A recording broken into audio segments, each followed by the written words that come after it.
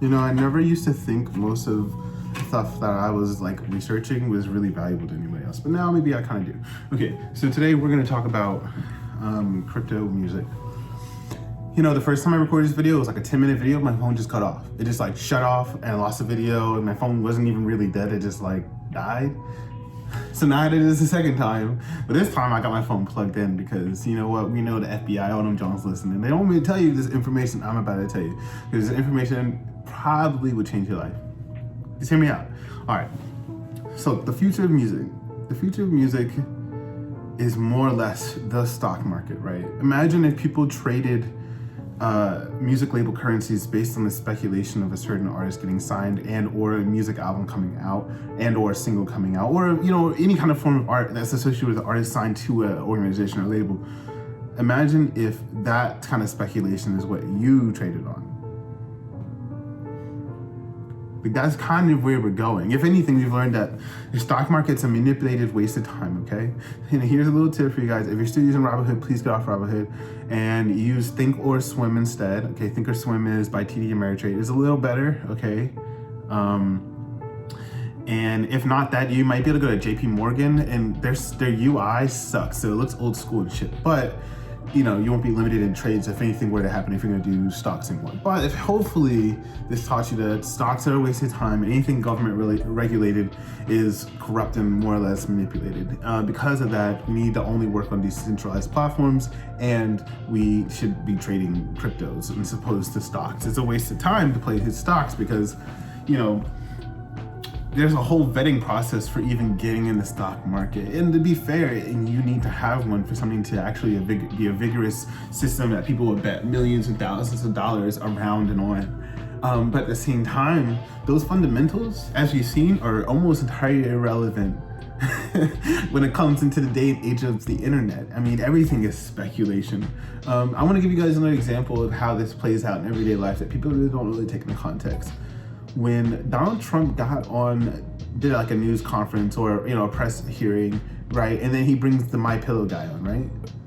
People aren't really paying attention to how that actually affects the stock market. But to be real, that's really what is deciding most of these kind of people's decisions. And most of the stuff that he says is literally, they're just trying to run out the stock market, trade, pump and dump, peace out, either microtransactions or large transactions. And that might be by the politicians, but also on the same part of the hedge funds that are invested on the other end, whether they're shorting or not.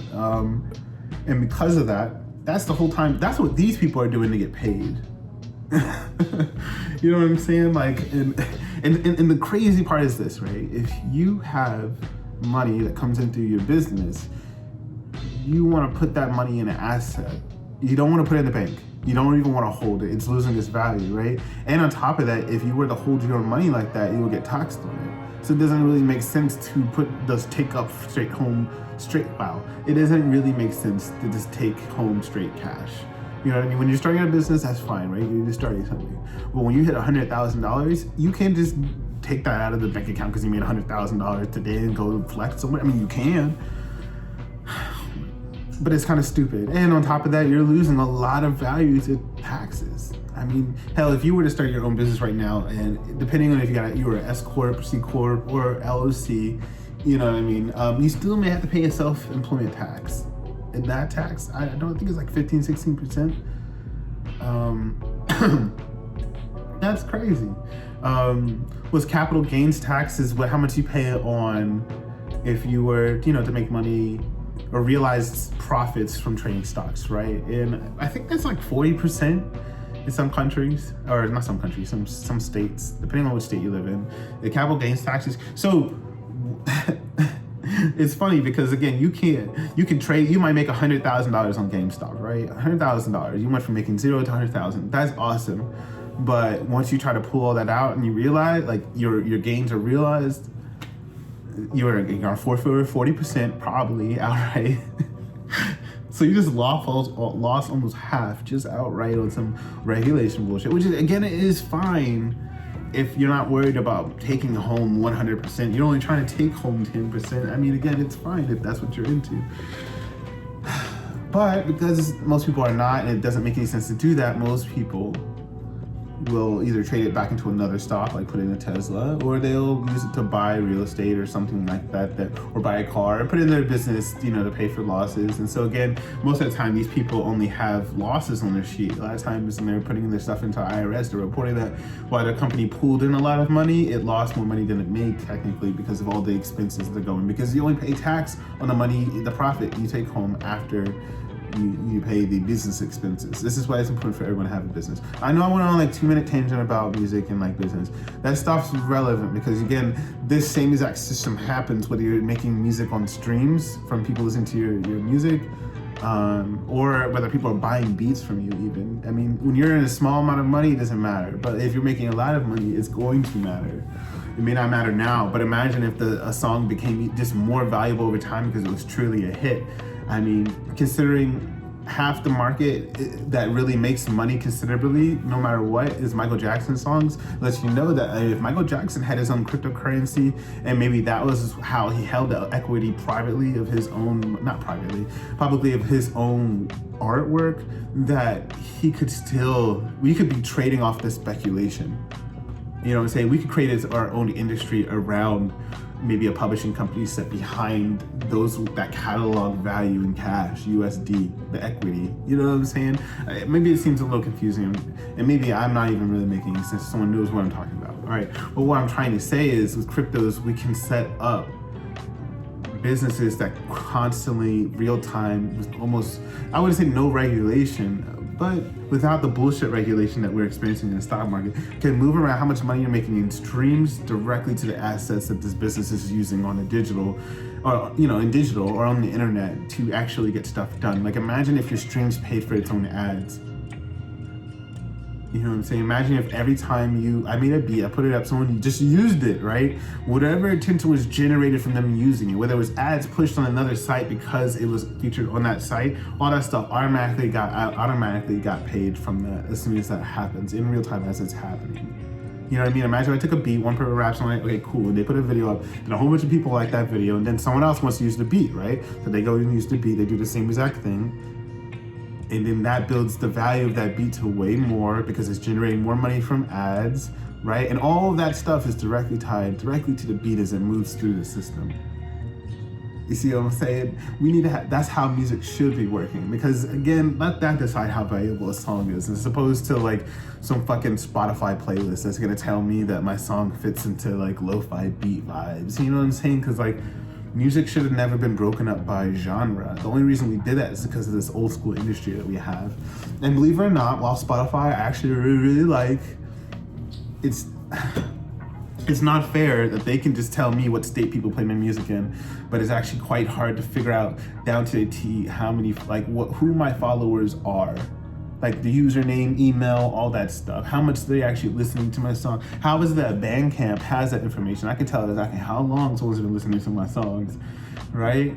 But Spotify will just tell me how many listens I get and where it's at. Like, they didn't even ask me what kind of data I wanted. They just have an artist profiles, Spotify for artists thing set up, which is fine, again, but it infuriates me personally because it doesn't tell me the data I need to know. Okay, with this blockchain system, I can see this thing moving in real time through the ecosystem. And there's not gonna be any motherfuckers deciding what data I'm getting back. I'm getting back the data that this platform allows for me to get of this content being on there.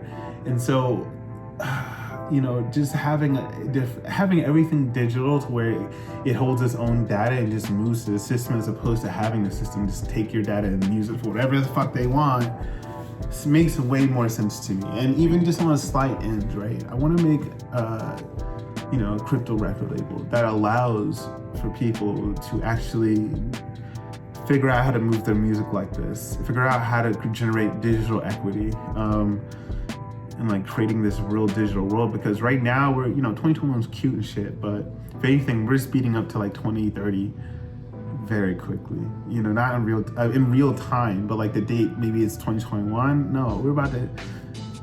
Why am I wasting time with stocks if I could play crypto? Why? You know what I'm saying? And on that note, you even can see just right behind me, I'm like, look, I'm about to, make some NFTs and make some digital art that I can make NFTs and, do this shit for real, because after learning about people, I'm like, son, like, my song attached to a piece of visual artwork, that's a Mona Lisa. You see what I'm saying? And if I let it be possible for someone to experience my work like it's truly a Mona Lisa in the same exact aesthetic, essence, literal, physical, it's a painting on their wall that they have in a space in their house that makes it feel like the piece, right? Imagine your song in that piece being then what people hold. And it won't be about how many times they listen to it, because again, that's helpful information if I wanted it, right? But that shouldn't decide the value, right? The value should be whatever they think it's worth, or whatever the general population thinks this thing is worth, right? And so that's really the real game. And so that's why I'm on here, because I'm trying to tell y'all about this, because that's where we're going.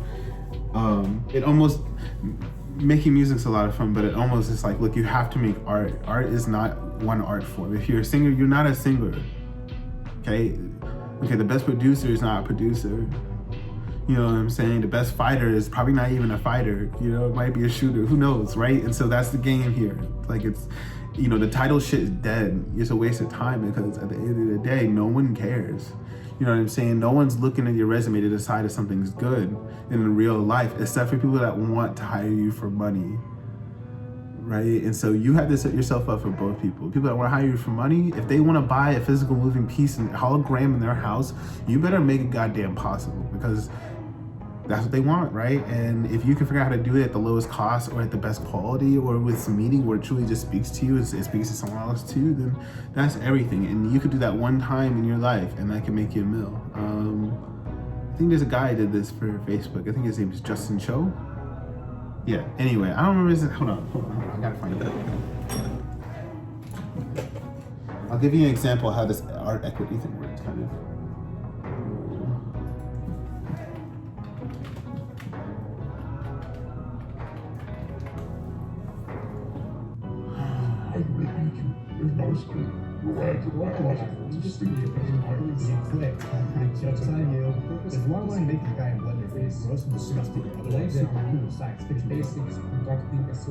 Okay, all my sites are showing. This video is not for the purpose of teaching people how to sing.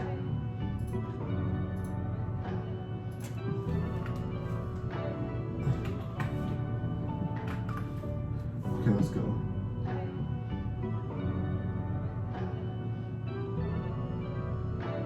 His name is not Justin Cho. Hold up.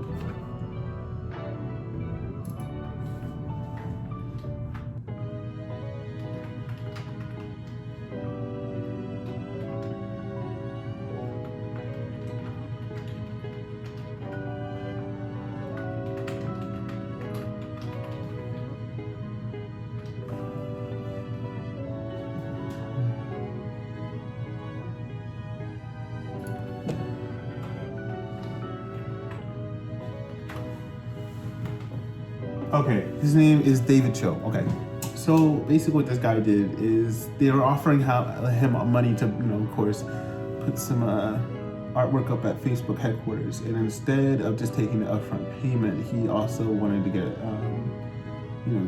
a stake in equity of Facebook. So he,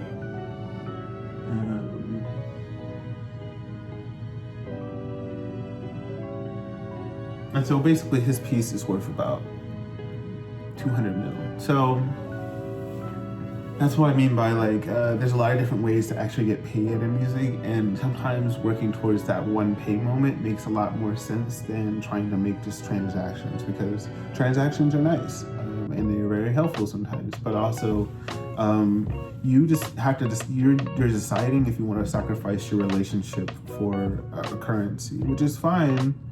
unless that currency really doesn't solve that problem, unless you're not really providing a service, unless you're being emotional about how you're using your money.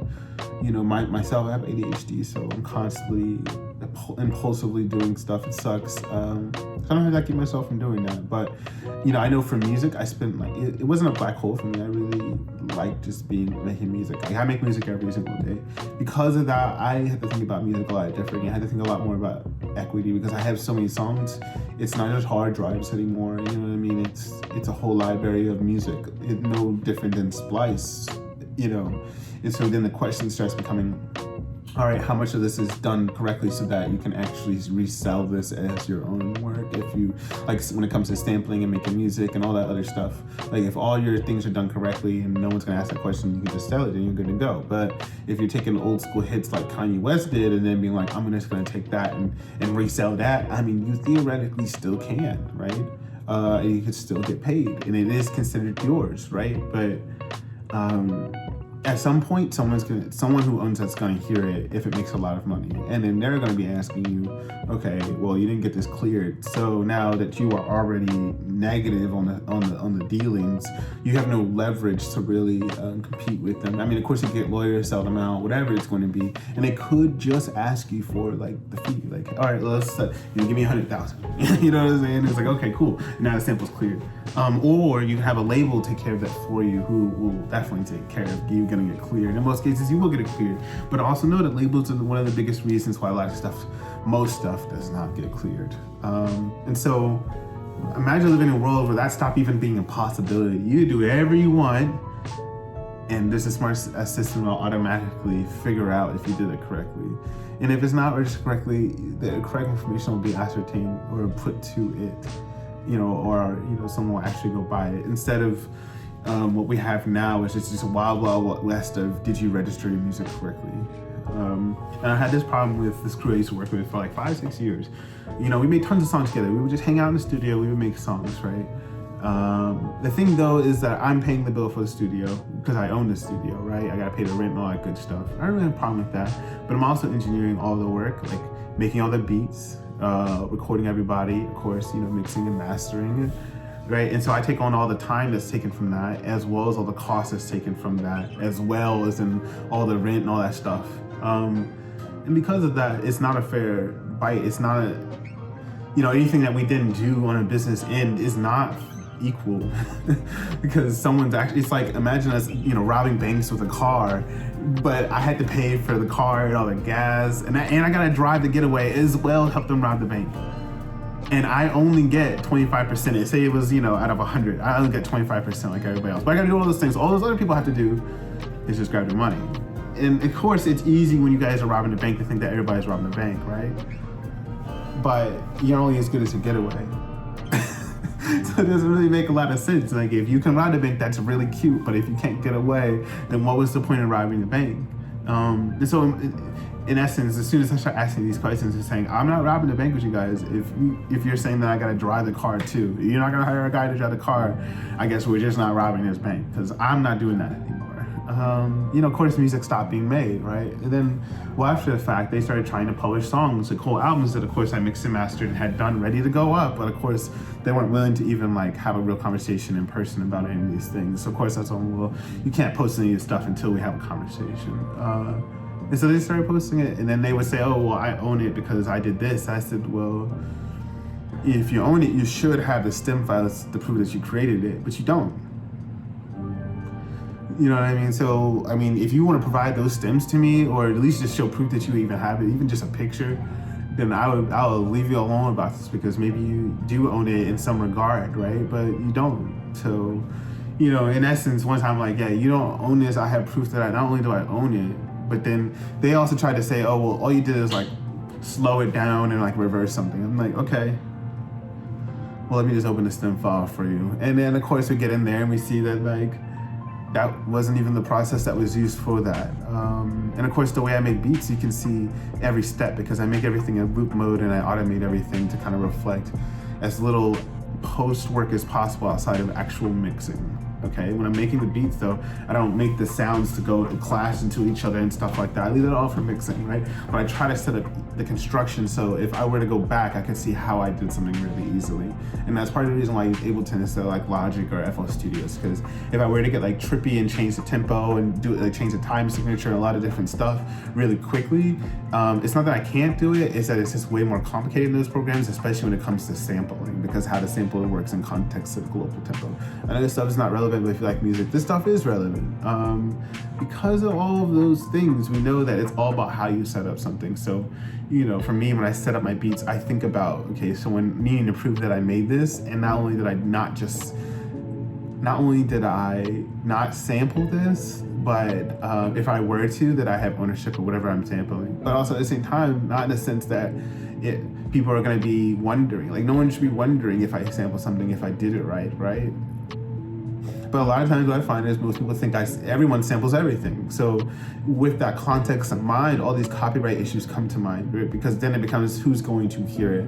And then when you find out that the market is skewed against you, it doesn't make sense to even compete, right? When you look at Spotify, at least 44,000 people release songs a day, every day on Spotify. Of course, they have a criteria for what songs get pushed for you to check out. Because of that, depending on how many followers you have on both Spotify and Twitter, that's how they decide if they're going to push your music or not.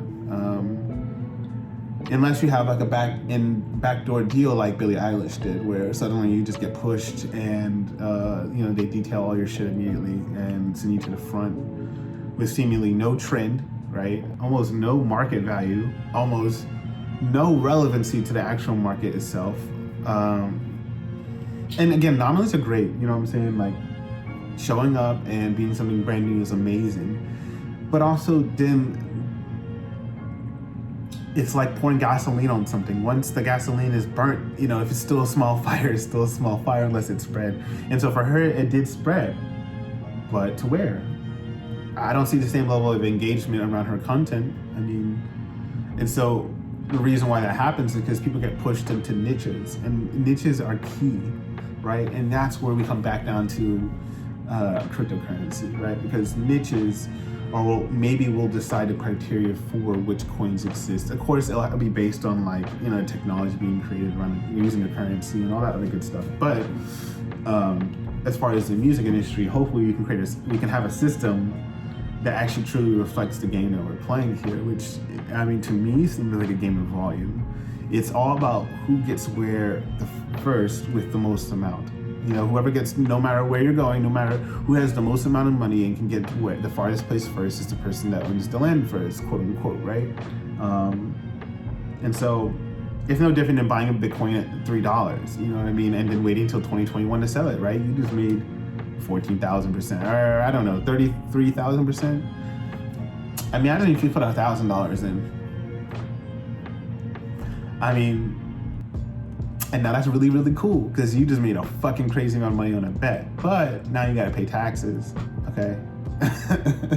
And so if you weren't taking care of your taxes before that happened, now you gotta pay for all those taxes after. You weren't taking care of your credit cards before that shit happened, now you gotta take care of your credit cards now, or they will garnish your wages or just take this money from you. And part of the great thing about crypto is I could just keep all my money in an offline wallet where no one can touch it. The government can't come in and say I garnished your wages. I can make $100,000 in crypto doing whatever, or transferring or selling art, and people buying my art and paying me in crypto, right? And I don't have to actually have it in a physical bank account where the IRS can just come in one day and be like, oh, garnishing your wages because you had a child. It's like, what? Okay, you know, garnishing your wages because you didn't pay this debt. It's like, oh, no, sir, we're gonna have a conversation. You're not gonna just take my shit from me. Okay, definitely not. And so again, crypto allows you to get to that level of privacy and protection. And so there's one last topic I want to talk about. A lot of people are probably wondering what apps to use right now to get into crypto. I would use Blockfolio, right? Blockfolio is really good. You know, I'm new to all this, so Blockfolio seems really nice. I will say it's kind of skimmish on the details, like news and shit like that. It does have a news category, but again, it's just, how do you keep up with all this news? And then KRAKEN, okay? If in the App Store, it's called KRAKEN Pro. Get KRAKEN Pro. That joint is really nice. Took like 48 hours. I did have to hit the support up because it wasn't accepting my proof, like my utility bill. And look, you do have to sign up with these places to have an account, right? But the reason why I have an account is so I can buy crypto digitally and really easily, really quickly. And if I were to like buy and sell, if I were to, trade crypto, right? But once I get done trading it, right, where is that what is the wallet, right? And I think there's this phrase, it's like, not my coins, not my key. Basically, you pretty much you don't want to have your shit kind of on a online wallet like Kraken, right? Because it's only as good as the security. And the whole point of crypto is so you truly have control of your actual money as long as, you do everything correctly. The government should not be able to come in and seize your shit. So say, you pull off a bank heist and you find someone who can transfer all of your USD to crypto, right? And then so you transfer all of it to crypto. Now the hard part is going to be just getting that money into a USD cash without anybody noticing if it's a large amount of money, no matter where you go. You know what I'm saying? But it's getting a lot easier, right? You could transfer into like, again, there's a lot of, I laugh because it's like, there's actually not a lot of ways to get out of the bank without, with no getaway card. But in this essence, you could then once you get paid in crypto, you can use the crypto to buy other stuff. Or maybe transfer it to a different wallet that's an offline wallet that you may or may not use to, do some other things with, right? And so again, I'm just trying to give you guys ideas of like what you can do with crypto that is directly related to music, but not. It is because of how the money connects everything that has to do with music, but also with considering equity. Like when you work in a studio, where is this money going? If I'm just paying some more random ass people that own property because of the current complex that creates like this level of classism that we're experiencing, then it's pointless. I'm not here to just pay somebody's fucking rent. I'm here to make my own equity and my own shit too. And again, I don't even want to recreate the cycle of, being a landlord and doing all that stuff unnecessarily. But if it makes money, like it makes sense to do that. And if you can give someone else an opportunity to try that at maybe a younger age, or, just at any time, doesn't really matter the age, you might be allowed to help other people get to that place. And then that could be your focus as opposed to like making music or whatever. It's just helping the people around you. You can create opportunities for other people by just figuring out where to correctly keep your money. And I can tell you, if anything, it's not the fucking banks, okay? These banks, you know how little of your money you actually have to keep there? You know how much money they're making just loaning it out to other people? It's really insane that if you were to do that, you know what I mean, it would actually be quite difficult, okay? And we don't have a comprehensive way to get that done that doesn't incur lots of fees that of course banks can get around because they have all of that stuff in-house. So you see what I'm saying? Like if we had all that stuff in-house on an app, this wouldn't be a problem. Right? And so the last issue you're going to run into is regulation. Regulation is necessary because, again, I don't think that people trying to clean money should be the point of crypto. But I do think that no one should be able to come into your bank account, no matter what you've done, and just take all your money as a fee. And this happens a lot, especially in America. A government or a company will just step in and find a legal way to just take you for everything you have. And the ironic part about solving that is if it isn't egregious to the point where, everyone, like 100,000 people are appalled, nothing will happen because you don't have any money to fight the situation after it's done. So once you've been garnished to the point where you can't pay bills, you don't have money where you can just be like, oh, okay, let me go get a lawyer and turn up, right? But if you have this money, if you do have money saved somewhere else that no one can touch or do anything to, no matter what you do, you always have a plan B. And I think ultimately that's the point of all this crypto shit at this point. And we see it with the GameStop, AMC shit. Basically, all these little fintech companies, all these little companies that are just little technology companies, all these little companies, they do answer to somebody else, unfortunately. And if you get a chance, go check out clearing houses, stock clearing houses. And consider the platform that you're using, whether it's Robinhood, Cash App, Webull, M1. I'm gonna go down that list here. Hold on, I gotta pull it. I'm using the phone I use for all of this, so I can't think of all of them. FX, I think FXT or FX.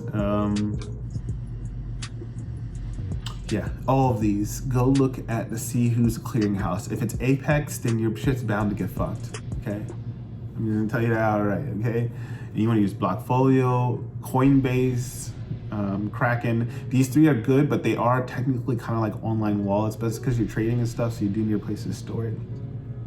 So as long as you pull it offline, you're good to go. So you might want to send the money elsewhere after you finish what you're doing. But again, it does kind of create a trail. So in the essence of all that stuff, your goal shouldn't be to try to wash money or anything. But you don't need to trade stocks to wash money in crypto, mind you. You could just buy digital assets for a certain price and, you know.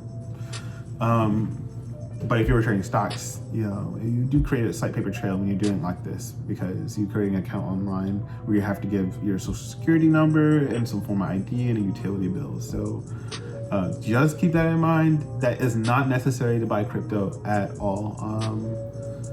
What site works well? I think Blockfolio does.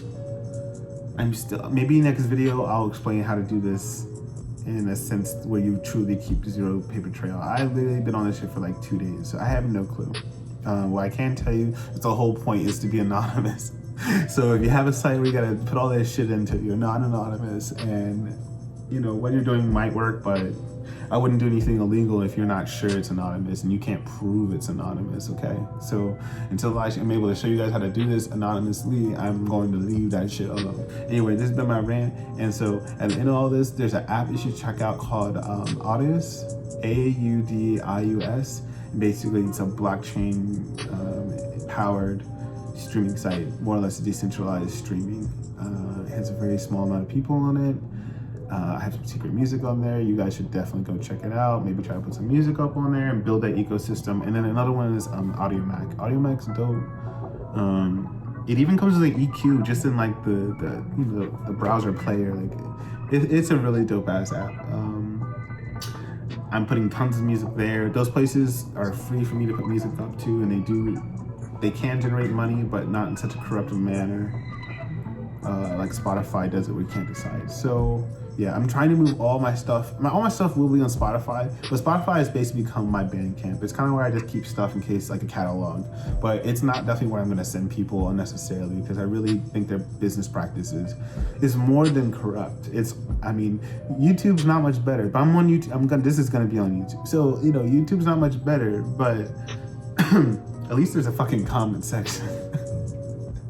You know, at least I can find someone's goddamn username if I need to. Like on Spotify and shit, you can't. And that's just so dumb, because I know they're getting this information.